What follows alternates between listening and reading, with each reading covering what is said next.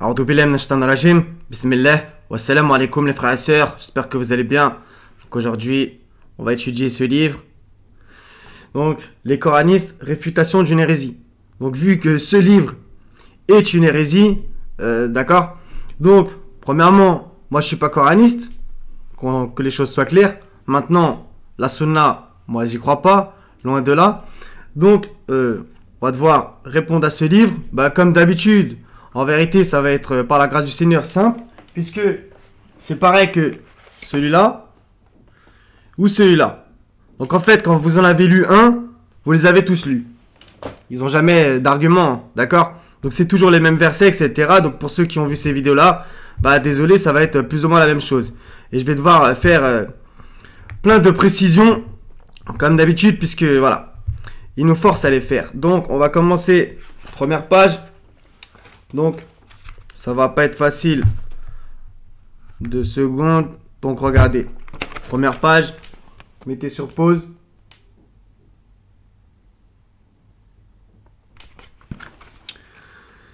Donc, Allah a envoyé Mohammed après une interruption des messagers. Donc ça, ils font référence à un verset. Ça, c'est leur interprétation. Et a fait descendre sur lui le noble Coran, clôturant ainsi par lui l'envoi des messagers. Son message et son livre sont le sceau de tous les messages et livres révélés. Donc ça, comme d'habitude, c'est en mode, voilà.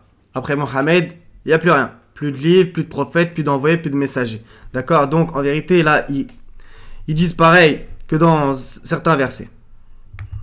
Donc, je vous montre, par exemple, le 40-34. Lisez-le. Donc là, je vous donne les références. Faites vos recherches aussi, les frères et sœurs. Donc, mettez sur pause si vous avez envie. Le 40-34, par exemple, ils disent le même genre de phrase. Le 7-35 les contredit aussi. Et en fait, ils font référence au Sourate 33, verset 40, qui soi-disant dirait que Mohammed est le dernier des prophètes. C'est le mot Wahatam qui a été manipulé comme d'habitude, donc je me suis exprimé un tas de fois là-dessus, mais c'est pas très grave. Donc vous voyez, il y a énormément de définitions et eux, ils choisissent dernier, final, ultime, terminal. C'est pas du tout ce que moi je choisirais. Je choisirais plutôt empreinte, sceau dans le sens il est tamponné, il est validé par Dieu, etc. D'accord? Mais clairement pas, c'est le dernier. D'accord? Donc ça, je voulais le dire. Maintenant, on va répondre à d'autres choses. Donc toujours la page 1, regardez, au milieu, la petite phrase en jaune. Ainsi, la sunna du messager d'Allah explique ce qui est ambigu et détaille ce qui est résumé. D'accord? Bon, avant, elle a dit, le noble Coran a été révélé en englobant tous les aspects de la religion. Certaines choses y sont détaillées, mais la plupart y sont mentionnées de manière concise. Donc, c'est quand même étrange, certaines choses y sont détaillées. Donc Allah a dit justement à propos du Coran, un exposé détaillé de toutes choses. Donc déjà, ils sont comme d'habitude, ils prennent un crash test, ils rentrent dans le mur. D'accord? Donc n'importe quoi. La sunna du messager d'Allah explique ce qui est ambigu et détaille ce qui est résumé. Du grand n'importe quoi, comme d'habitude, un blasphème. D'accord? Donc je vous montre encore le verset. C'est 18.1, louange à Allah qui a fait descendre sur son serviteur le livre El-Kitab, l'écriture, et il n'y a point introduit de tortuosité. Donc carrément, il y a écrit ambiguïté entre parenthèses, c'est intéressant, d'accord? Alors qu'eux, ils disent, la sunna du messager d'Allah, moi j'aurais envie de dire, qu'on lui attribue, qu'on lui impute, alors qu'il est innocent de cela, explique ce qui est ambigu et détaille ce qui est résumé. Non, non, je suis désolé. Donc là, vous dites encore un blasphème sur le Seigneur. Comme si le Seigneur, en gros, A'udhu billahi minash shaitanir rajim, il s'exprimait, mais c'était pas très clair, d'accord? Donc justement, dans leur bouquin bidon, c'est rempli de contradictions, comme on va le voir, rien qu'à propos, par exemple, du testament, etc. Il n'y a que ça, des contradictions, alors que Allah, il dit quoi? Dans le livre, dans le Coran, il dit, et s'il provenait d'un autre qu'Allah, tu y trouverais certes maintes contradictions, d'accord? Par exemple, donc, on continue. Donc ça va pas être facile d'agrandir et de rétrécir à chaque fois, j'espère. Donc, toujours dans la page 1. Donc, je vous dis, étant donné que le noble Coran avait besoin de la sunna. Donc, je l'ai carrément mis en vert parce que le avait besoin, il est vraiment très très grave. Comment ça, le Coran avait besoin de la sunna? Pour l'expliquer et le détailler, il fallait que celle-ci soit une révélation d'Allah à son prophète. Voilà, on y revient. Donc, eux, ils disent que c'est une révélation divine. Bukhari, etc. D'accord? Comme d'habitude. Et je vous montre un autre bouquin où ils disent pareil. C'est toujours les mêmes arguments. Pour que l'explication et la teneur de celle-ci soient issues d'une même source et soient d'un même niveau. Il ne sied pas à Allah de révéler le livre pour laisser ensuite son explication à un être humain loin de toute révélation. C'est pour cela que le Coran et la Sunna prophétique proviennent d'un même foyer, celui de la révélation divine infaillible. J'ai carrément mis en vert, hein. Donc là, ils disent bien, la Sunna est une révélation divine et carrément là, infaillible. Donc je vous montre après un autre passage d'un autre livre. Allah dit en parlant de son messager, et il ne prononce rien sous l'effet de la passion, ce n'est rien d'autre qu'une révélation inspirée, le 53, 3 et 4, qui sortent sans cesse mais qui va encore une fois se retourner contre eux, comme d'habitude. Donc, verset décontextualisé qui ne dit pas du tout ce que eux ils veulent dire. 2 secondes. Regardez dans ce livre, mon conseil pour Al-Sunnah, à la page 25. Je sais, je l'ai déjà sorti plein de fois les frères et sœurs. On ne sait jamais, ça peut servir à des gens. Donc ils citent le 15-9 et ils disent « Et le zikr englobe le Coran et la Sunna, car tous deux sont une révélation de la part d'Allah. » Vous voyez, ils le disent fermement, d'accord? Et dans les prêches, les imams, on va dire de maintenant, sur YouTube, etc., ils osent pas vraiment le dire parce qu'ils savent très bien que ça va faire tilt dans la tête des gens. Ils vont dire quand même, faut pas pousser, il y a des hadiths non authentiques, etc., d'accord? Comment ça, c'est une révélation divine? Bukhari s'est descendu du ciel, tout le monde sait que non. Mais dans leurs livres, ils le disent clairement, d'accord? Donc justement, ils citent quoi après? Le 53, 3 et 4. Toujours les mêmes arguments, ils ont été à la même école, hein. Donc, ensuite, ils citent un hadith bidon, en général faible. J'ai certes reçu le Coran et sont semblables avec lui. D'accord? Et sont semblables, sous-entendrait la Sunna, donc c'est-à-dire Bukhari, Muslim, Tirmidhi, qui vous voulez, d'accord? Encore une hérésie. Donc ils prétendent réfuter une hérésie, c'est eux les hérétiques. Encore un autre passage grave dans ce livre-là, la Sunna, la clé du paradis. Donc déjà, rien que le titre. Donc page 60, je vous le montre, c'est ce qui est écrit en violet. Blablabla, cela émane du fait que la Sunna explique le Coran alors que l'inverse est faux. Franchement, il y a besoin de parler là, franchement. Donc on retourne dans ce livre. D'accord, toujours la page 1, j'ai oublié un petit argument. À propos de... Ainsi, la Sunna du messager d'Allah explique ce qui est ambigu et détaille ce qui est résumé. D'accord? Donc, encore une fois, pas de chance pour eux. Il y a écrit quoi dans le Coran? 26, 195, en une langue arabe très claire. D'accord? Donc là, on va me dire, oui, mais c'est la langue, c'est pas le texte. Pensez comme vous voulez. Le texte est clair, d'accord? C'est la parole de Dieu, c'est un blasphème de dire que c'est pas clair ce que Dieu dit, d'accord? Il va falloir un peu arrêter ces conneries. Donc on continue à propos de 53, 3 et 4, d'accord? Donc on va recontextualiser comme d'habitude. Bismillah. Votre compagnon ne s'est pas égaré et n'a pas été induit en erreur. Notre compagnon, c'est pas ceux qui nous ont inventé les noms, les fables, hein, d'accord? Non, Mohammed c'est notre compagnon. Il ne prononce rien sous l'effet de la passion. Ce n'est rien d'autre qu'une révélation inspirée, que lui a enseigné à la force prodigieuse. Donc là, il y a écrit l'ange Gabriel entre parenthèses, doué de sagacité, c'est alors qu'il se montra sous sa forme angélique, etc., etc. Verset 10, il révéla à son serviteur ce qu'il révéla. Donc là, on parle de révélation. Il révéla. Donc il y a écrit quoi? Il a pourtant vu lors d'une autre descente. Ça veut dire qu'en vrai, il l'a vu 2 fois, d'accord? Lors d'une autre descente. Bref, donc ça nous ramène quoi? Le sourate 17, verset 73 à 77. Pas de chance pour eux, dans le 77, il y a écrit le mot Sunna. Je vous mets au défi de trouver Sunna et Mohammed dans le même verset. Vous n'y arriverez pas. Donc, ça nous ramène surtout avant, sourate 69, verset 38 à 47. Mais non, je jure parce que vous voyez, ainsi que parce que vous ne voyez pas, que ceci est la parole d'un noble messager, Rasulun Karim, et que ce n'est pas la parole d'un poète, mais vous ne croyez que très peu, ni la parole d'un devin, mais vous vous rappelez bien peu. C'est une révélation du Seigneur de l'univers. Donc qui est-ce qui est une révélation? Bukhari ou le Coran? Ils vont nous dire les deux, c'est ça. D'accord? Donc justement, il y a d'autres choses intéressantes. Et s'il avait forgé quelques paroles qu'il nous avait attribuées, nous l'aurions saisi de la main droite, ensuite nous lui aurions tranché la horte, et nul d'entre vous n'aurait pu lui servir de rempart. C'est surtout du 44 à 46 qui va nous intéresser, puisque en vérité, ça contredit totalement, d'autres passages contredisent totalement leur fable, comme quoi Mohammed, soi-disant, était illettré, il ne savait pas écrire. Et même dans leur hadith, vous trouvez plein de hadiths où justement, le jour du jeudi, pour ceux qui connaissent, Mohammed sur son lit, il a demandé aux Sahaba, selon leur fable, de lui apporter de quoi écrire. Donc il savait écrire. D'accord? Laissez-moi écrire, de quoi écrire que je vous indique ce qui ne vous égarera jamais après ma mort. Et Omar, il lui a dit quoi? Le prophète délire, le Coran nous suffit. Donc en fait, Omar, c'était un coraniste. Ah, d'accord. Donc, justement, on va revenir 1773. Ils ont failli te détourner de ce que nous t'avions révélé. On revient à 53.3.4. Ce n'est rien d'autre qu'une révélation inspirée. Donc vous voyez le lien entre la révélation, hein, d'accord. Qu'à la place de ceci, tu inventes quelque chose d'autre et, entre parenthèses, l'impute à nous. Le l'impute à nous, il est bien. Et alors, il t'aurait pris pour ami intime. Donc la parenthèse est juste. D'accord? Donc là, ça parle de la révélation. Et que Allah le met en garde de... Il fallait pas qu'il invente quelque chose. On revient à la 69. Et s'il avait forgé quelques paroles qu'il nous avait attribuées, c'est le même style, d'accord? C'est juste que... Et si nous ne t'avions pas raffermi, tu aurais bien failli t'incliner quelque peu vers eux. Alors nous t'aurions certes fait goûter le double de la vie et le double de la mort, et ensuite tu n'aurais pas trouvé de secoureur contre nous, etc., etc. Et le verset 77, telle fut la règle appliquée par nous à nos messagers que nous avons envoyés avant toi, et tu ne trouveras pas de changement en notre règle.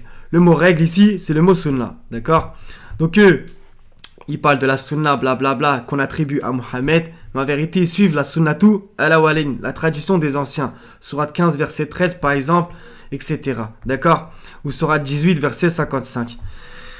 C'est incroyable. Donc là, je vais vous démontrer que Mohammed, c'est lui qui a retranscrit le Coran avec sa main droite. C'est carrément écrit avec quelle main? Nous l'aurions saisi de la main droite. D'accord? Sourate 29, verset 47-48, c'est ainsi que nous t'avons fait descendre le livre. Ceux à qui nous avons donné le livre y croient. Ça serait plutôt l'écriture parce que du coup il y a un bug là. Ceux à qui nous avons donné l'écriture y croient. Donc les livres d'avant, n'en déplaise à certains. Et parmi ceux-ci, il en est qui y croient. Seuls les mécréants renient nos versets, nos signes.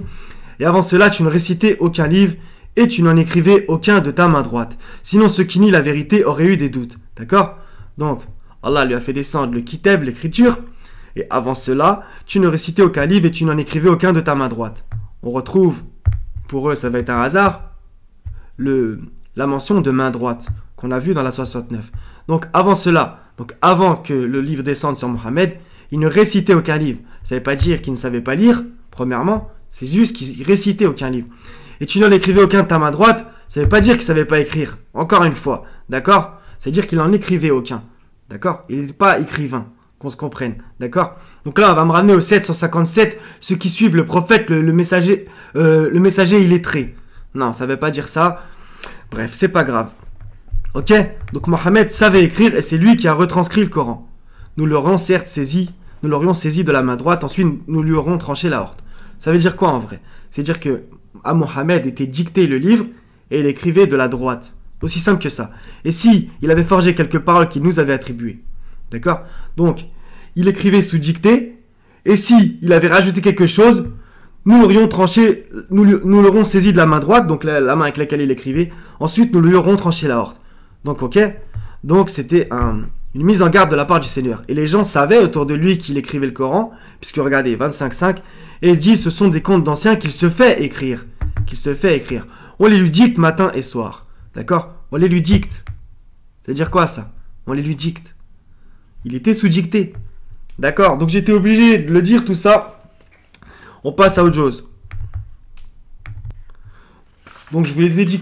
En fait, la première page que je vous ai montré, c'est pas la page 1, c'est la page 7. D'accord? Parce que là, il y a écrit 6. Donc c'est la page 7.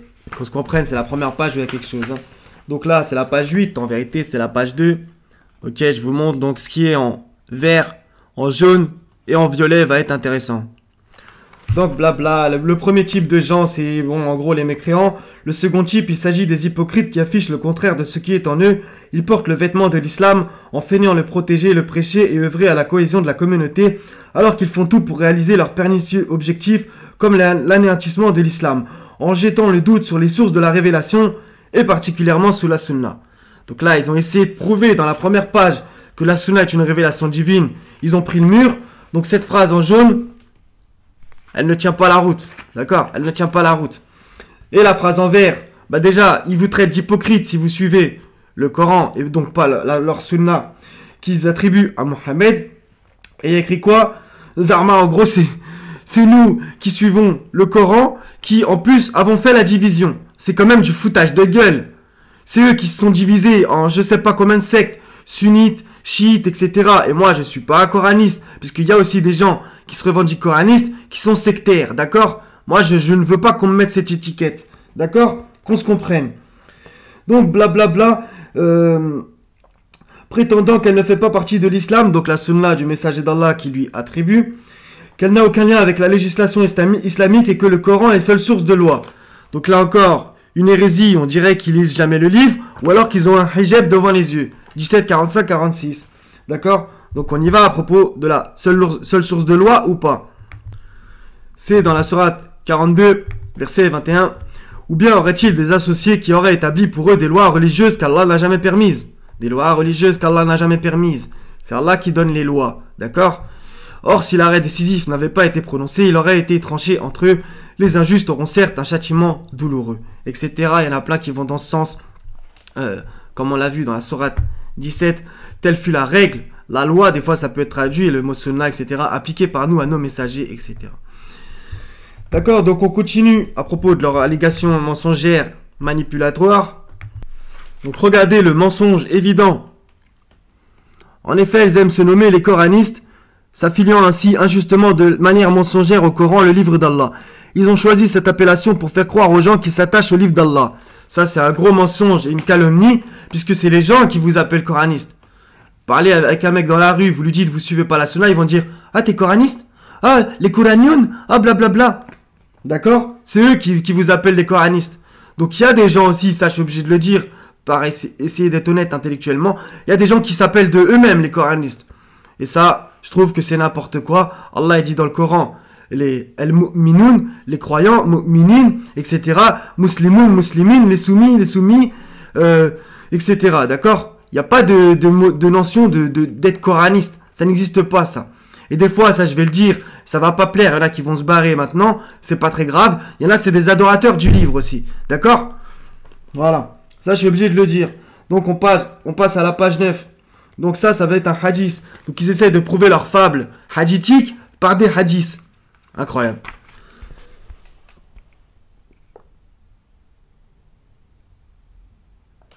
Donc ça ramène au hadith que je vous ai sorti tout à l'heure. J'ai certes reçu le Coran et son équivalent. Donc, vous voyez carrément, ils placent la sunna au même level, hein, en gros. Assurément, donc ça c'est un hadith que soi-disant Mohammed a dit. Hein.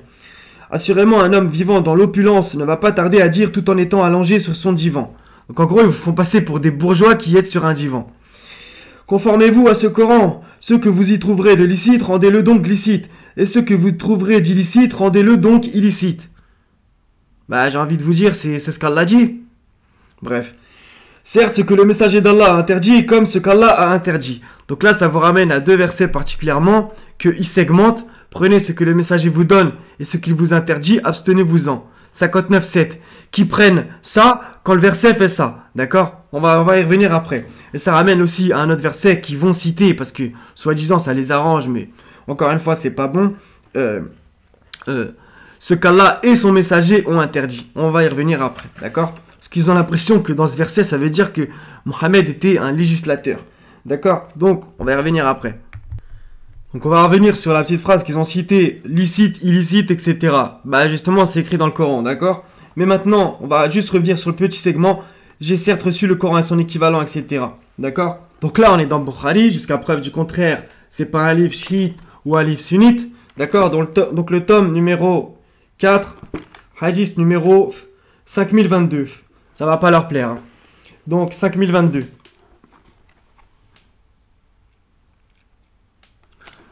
Donc, Al-Hadi, j'interrogeais Abdullah ben Abi Awfa en lui disant, est-ce que le prophète avait testé? Donc fait un testament. Abdullah, entre parenthèses, dit non. Je dis, et comment donc a-t-on prescrit aux gens le testament? On leur donne l'ordre de l'observer sans que lui ne fasse un testament? Même le mec, il est surpris. D'accord? Abdullah dit, il avait testé de suivre le livre d'Allah. Donc ça, c'est... Le débat est terminé, hein. Même dans vos sources.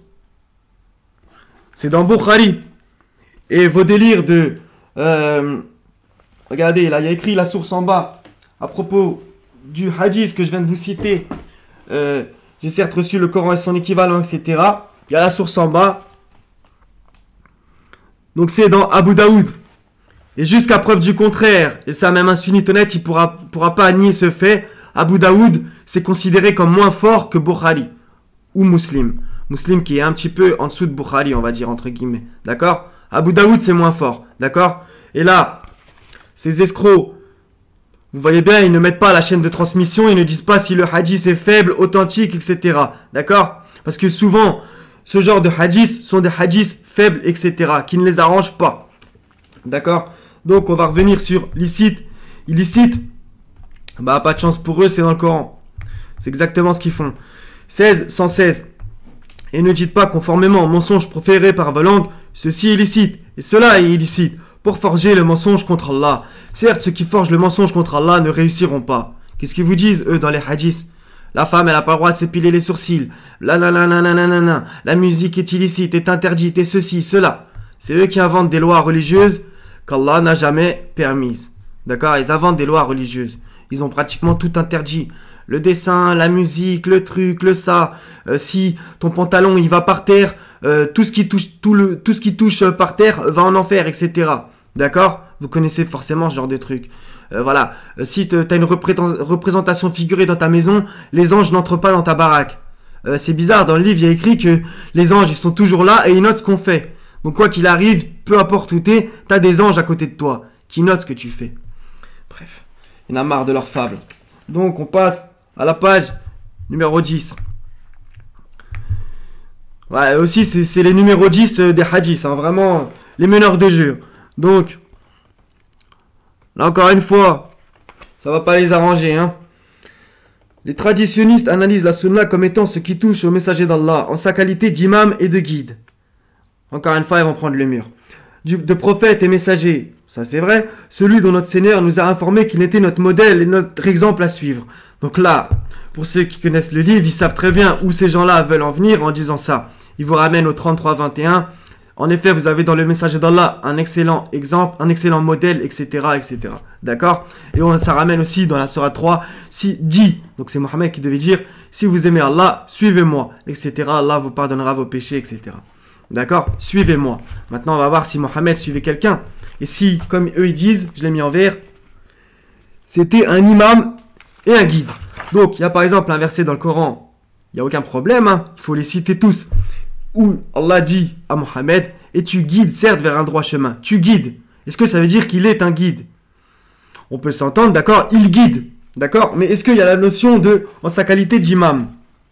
Est-ce qu'il a le mot imam qui lui est attribué à Mohammed? On va vérifier tout de suite dans le Coran. Donc là, ça va être simplement au singulier et pas au pluriel, le mot imaman, etc., imamin, etc. D'accord? Donc, 224, imaman. D'accord? On vérifie en français la traduction et à qui ça s'attribue. Quand ton Seigneur eut éprouvé Abraham par certains commandements, Abraham, et qu'il les eut accomplis, le Seigneur lui dit, je vais faire de toi un exemple à suivre pour les gens.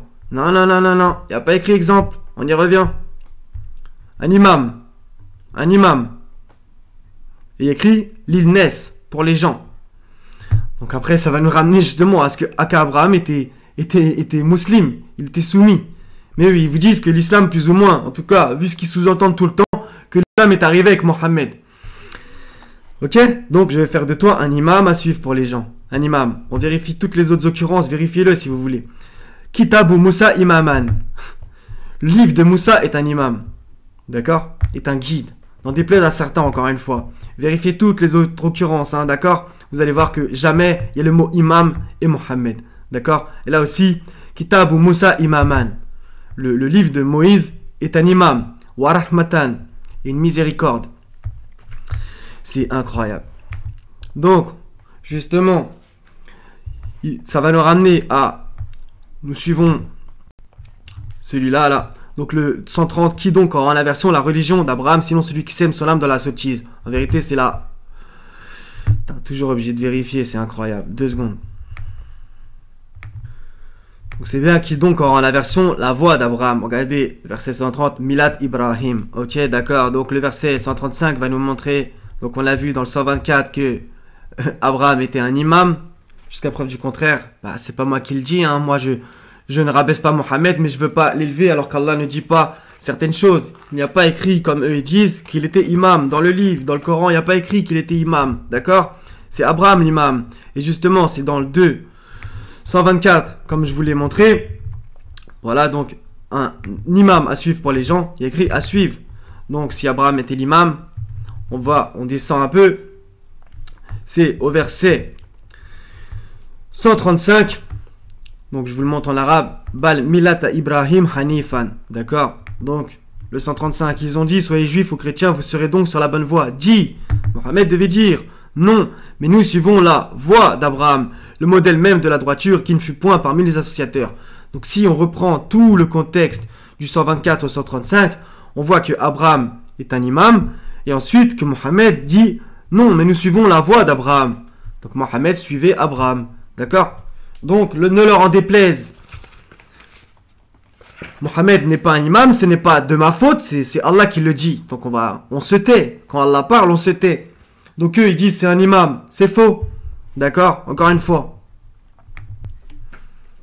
Donc on passe à la page 14. J'ai noté plein de trucs, mais bon, en vérité, là-haut, c'est du grand n'importe quoi. La sunna prophétique est la deuxième source de loi de la législation islamique. C'est une réalité. Point d'exclamation. C'est pas en faisant ça que tu vas prouver. Il va falloir que tu me sortes un verset qui dise Sunna Mohammed, législation. Ça n'existe pas, d'accord? Déjà, Sunna et Mohammed, ça n'existe pas dans le Coran, dans le même verset. Ça n'existe pas, d'accord? On l'a vu dans le 1777. Telle est la règle, la Sunna que nous avons. On y retourne.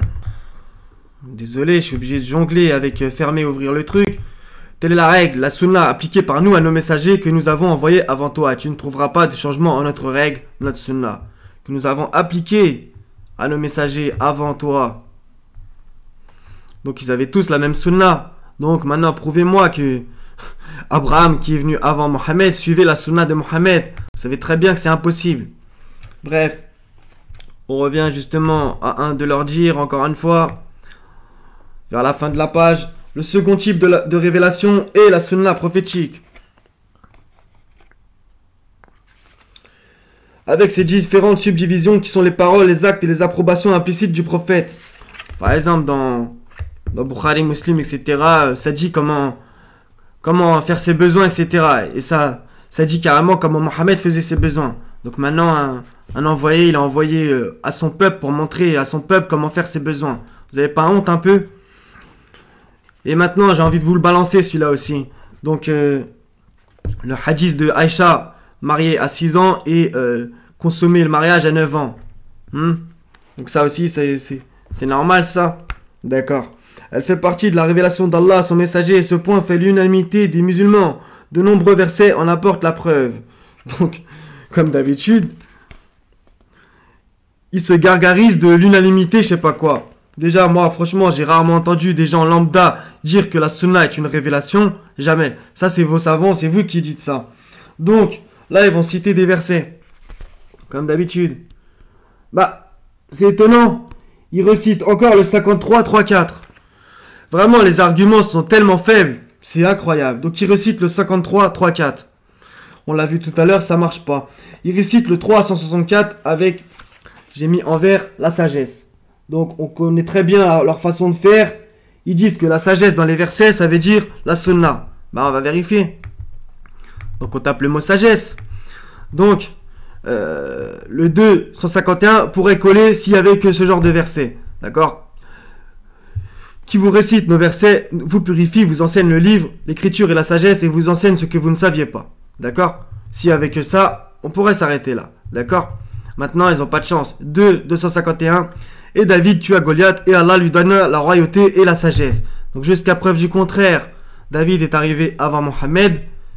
Donc la sagesse dans ce verset, c'est quoi? C'est la sagesse de Mohammed. C'est la sunna que vous lui attribuez.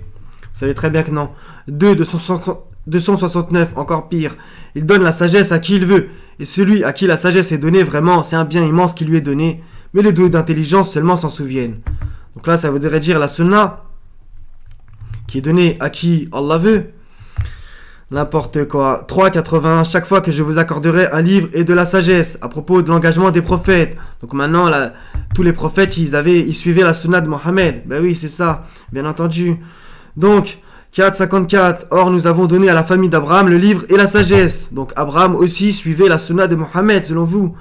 N'importe quoi. Donc, il y en a 3 pages, ça revient pour plein d'envoyés, d'accord? faites votre recherche. Donc la sagesse, ça ne peut pas être la sunna. D'accord? Qu'on se comprenne. On passe à autre chose. Donc ça va être intéressant. C'est Shafi'i qui dit ça. Donc un de leurs imams les plus respectés. Une des 4 écoles. Vous allez voir, hein, c'est la religion du « Ah, j'ai entendu que... » Allah a mentionné le livre, il s'agit du Coran. Ouf. Et des fois l'écriture, bref. Il a également mentionné la sagesse. J'ai entendu quelqu'un que je considère comme un spécialiste du Coran dire « La sagesse désigne la sunna du messager d'Allah. » Et c'est fort probable. Et Allah est plus savant. Vous voyez? Pas sûr de lui du tout, vous voyez? J'ai entendu dire...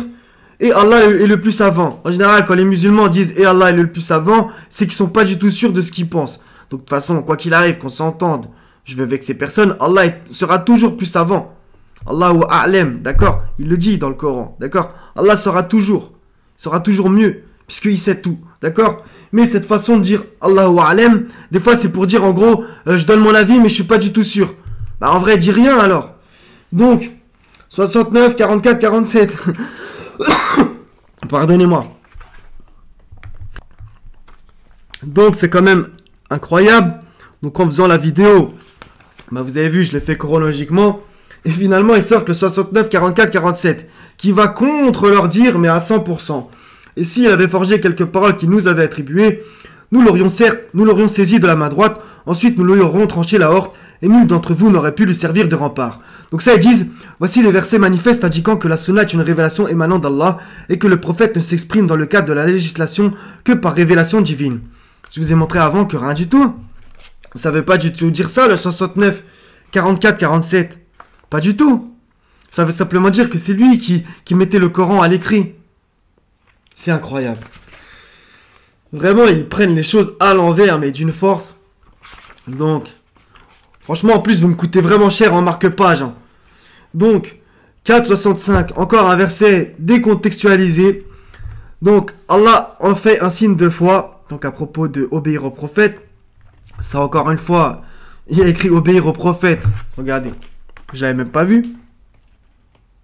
Bah, ils n'ont pas de chance. Dans le Coran, il y a toujours écrit obéir au messager. Toujours. Vous ne trouverez jamais obéir au prophète. Mais bon, ils font sans cesse l'amalgame exprès. Donc ils citent le verset 4, 65. Ils ont vraiment encore une fois pas de chance. Hein. Non, par ton Seigneur, ils ne seront pas croyants aussi longtemps qu'ils ne t'auront demandé de juger de leur dispute et qu'ils n'auront éprouvé nulle angoisse pour ce que tu auras décidé et qu'ils se soumettent complètement. Il y a bien écrit qu'ils ne t'auront demandé. Donc, jusqu'à preuve du contraire, hein, est-ce que vous ou moi, on a pu voir Mohammed de nos propres yeux en 2020? Personne. Allah il dit quoi? En vérité tu mourras et ils mourront. Et nous n'en avons pas fait des corps éternels, etc. Dans le sens du verset, il y en a plusieurs, d'accord?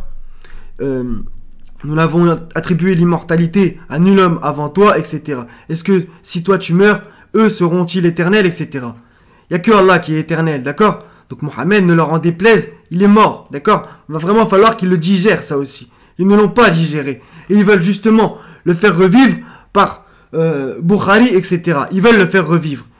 Voilà, ils peuvent pas accepter cette chose. Donc, il y a écrit quoi? Aussi longtemps qu'ils ne t'auront demandé. Est-ce que vous pouvez demander quelque chose à quelqu'un qui est mort?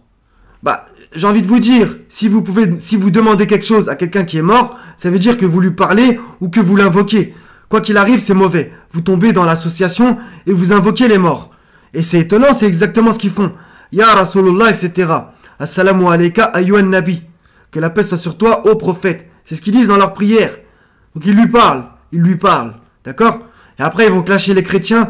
Ouais, les chrétiens c'est des associateurs. Mais vous êtes quoi? Posez-vous la question aussi.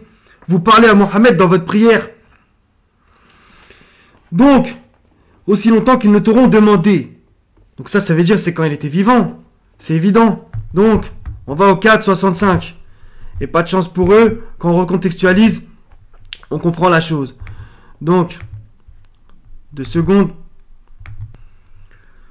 Donc on a lu le 65, qu'il est ici, là, vous le voyez. Mais le 64 dit quoi? Nous n'avons envoyé de messagers que pour qu'ils soient obéis par la permission d'Allah. Bi'idnillah, qu'ils soient obéis. Ça, personne ne va le renier que les versets existent. Obéissez à Allah, obéissez aux messagers. Et personne ne va le renier.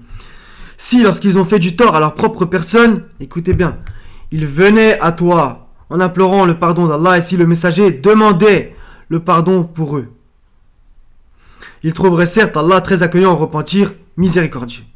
Ils venaient à toi. Est-ce que vous allez me dire en 2020, vous pouvez venir à Mohammed? Vous pouvez pas. Si vous dites oui, vous êtes un menteur. Mohammed n'est plus là. En implorant le pardon d'Allah, et si le messager demandait le pardon pour eux, ça veut dire quoi ça aussi? Est-ce que Mohammed peut maintenant demander pardon pour vous?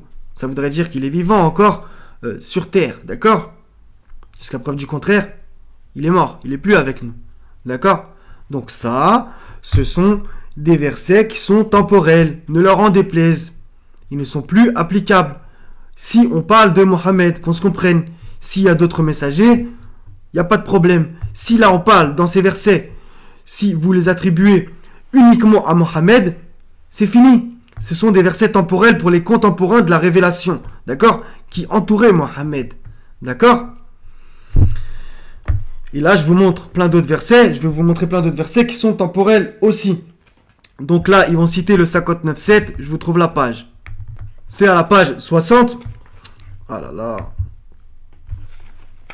Donc il y a plein de trucs en jaune, plein de versets. Bah le truc, c'est qu'ils ont toujours les mêmes versets. Ils ont vraiment pas d'argument. Il y a plus de 6000 versets. Ils en ont à peu près 10 à tout casser. Et en plus, ils les manipulent et ça veut jamais dire ce que eux ils disent. C'est incroyable. Donc, premier verset, 53, 3, 4, qui ne dit pas ce qu'eux ils disent. 69, 44, 47, qui ne dit encore moins ce qu'eux ils disent. Et ensuite, il y a écrit quoi? Regardez bien. Donc, comment eux interprètent le 69, 44, 45, 47. Ces versets n'informent pas seulement du fait que le messager d'Allah ne prononce rien sous l'effet de la passion, mais informent également que s'il avait attribué à Allah une chose qu'il ne lui avait pas révélée, il l'aurait tué et anéanti. Bah, pour le coup, c'est juste ce qu'ils disent, mais eux, ils pensent que ça parle aussi de la sunna. Compte tenu du fait qu'Allah n'a pas saisi son messager de la main droite et ne lui a pas tranché la horte, c'est-à-dire qu'il ne l'a pas anéanti. Jusqu'ici, c'est bon.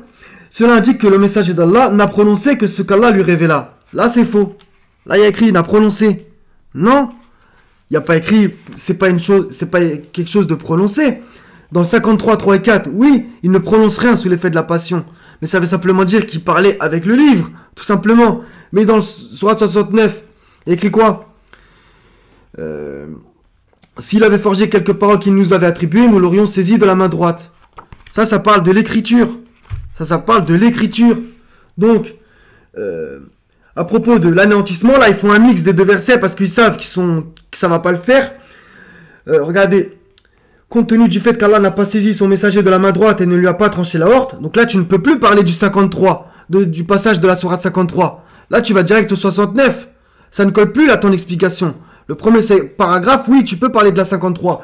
Mais là, vu ce que tu dis, tu parles forcément de la 69. Compte tenu du fait qu'Allah n'a pas saisi son messager de la main droite et ne lui a pas tranché la horte, c'est-à-dire qu'il ne l'a pas anéanti, cela indique que le messager d'Allah n'a prononcé que ce qu'Allah lui révéla. Non, ce que le messager d'Allah n'a écrit que ce qu'Allah lui révéla. Nuance. Vous voyez comment ils font des tchoutchoukas. Donc, et c'est bon la tchoutchouka, mais bon, la leur, bizarre. Donc, Sourate 59, verset 7. Toujours la même manipulation, je vous montre après dans un livre. Regardez bien.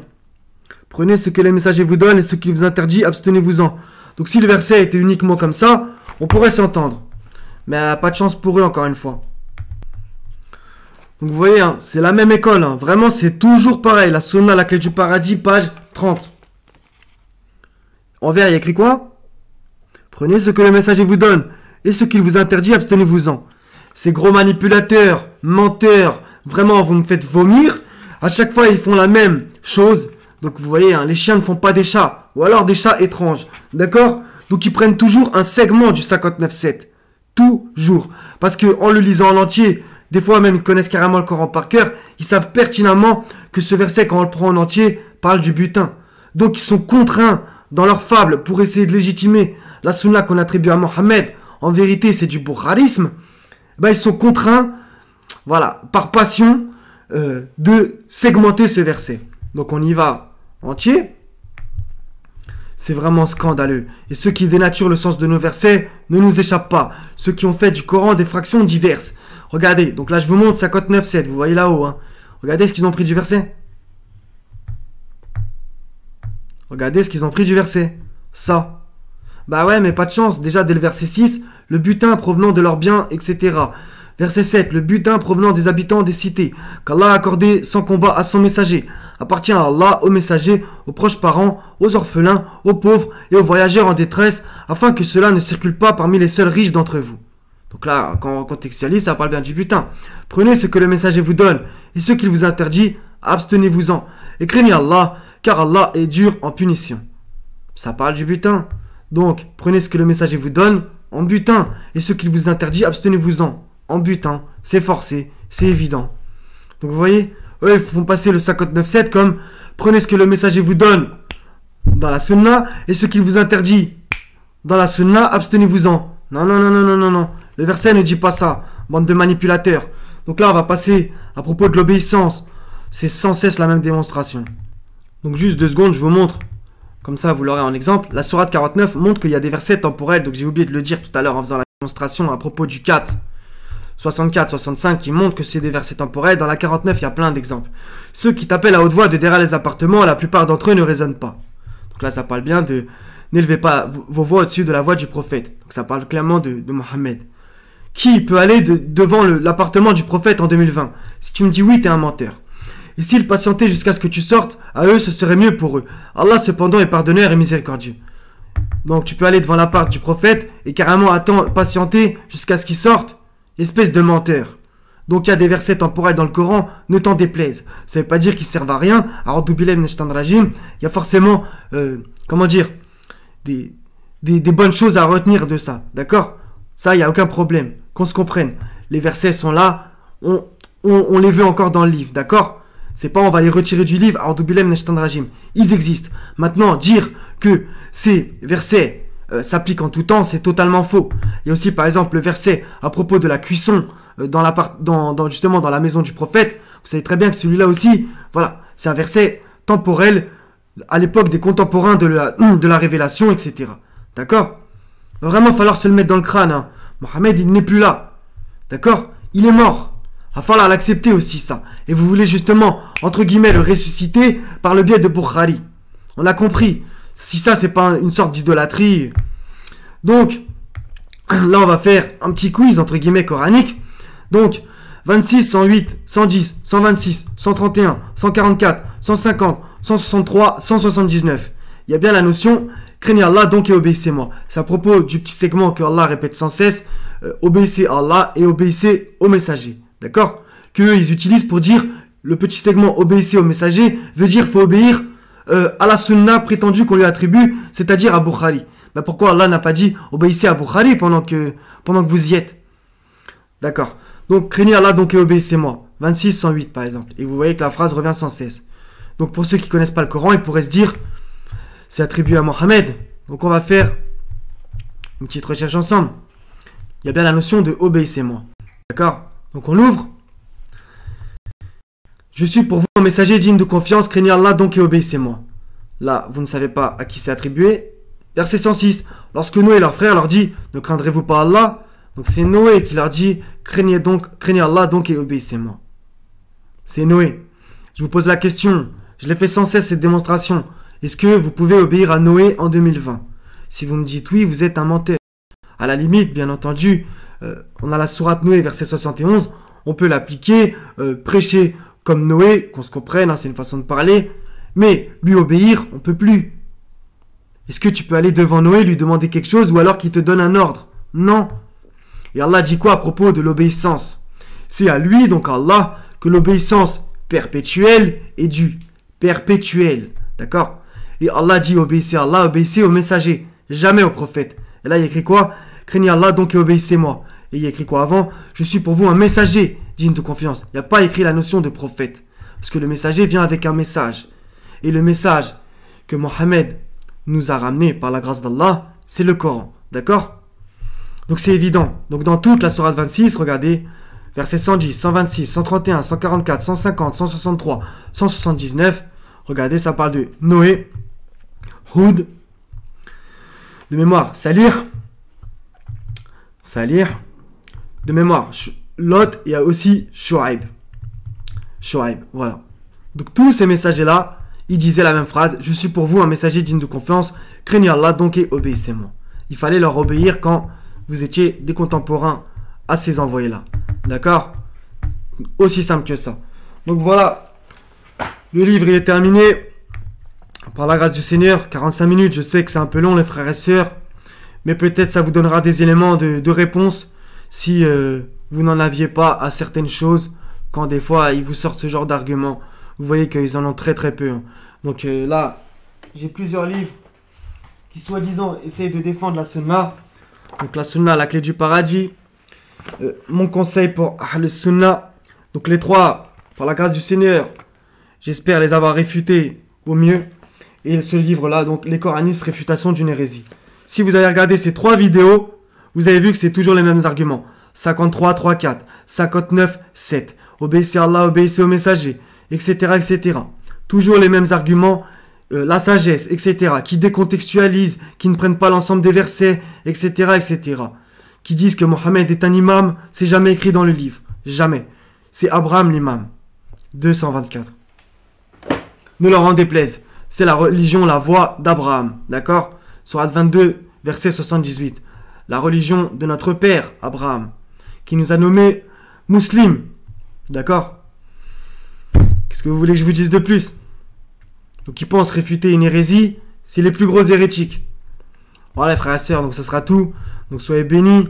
Je vous aime tous pour la face du Seigneur. Wassalamun ala al-mursalin. Walhamdulillahi rabbil alamin. La ilaha illa huwa al-aziz al-hakim. Wassalamu alaikum wa rahmatullahi wa barakatuh les frères et sœurs. À la prochaine, Inch'Allah ta'ala.